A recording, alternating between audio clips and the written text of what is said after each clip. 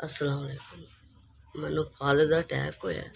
मैनू 5 साल की था जो मैनू फाले का अटैक होया। पहले मैं हल्का फुल्का चल पे लेता, हूँ मैनू साल हो गया पूरा मंजी ते पई नू, ते पूरा मेरा थल्ले का हिस्सा मारिया गया। मैं 5 साल की सा जो मैनू अटैक होया, फाले का अटैक होया।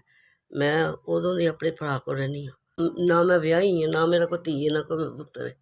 पहले अल्लाह तो बाद चो होवे जेह्दे ते मैं रहनी हाँ। मेरे वर्गी ने ब्याह किन्ने करना सी। मैं सारी उम्र मंजी ते रही हाँ, ते जिस तरह मेरी मदद करो। बह बह के मेरे पैर भी टेढ़े हो गए ने, मेरे को चल फिर नहीं सकती।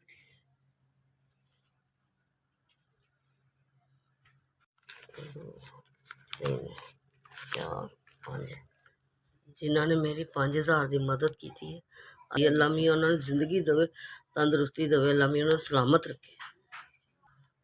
SVS जिन्होंने मेरी गरीबनी उन्हें मदद की है, अल्लाह उन्होंने इस तो ज़्यादा देवे। SVS तुसी मेरे गरीब दा भला कीता, अल्लाह ताड़ा मदद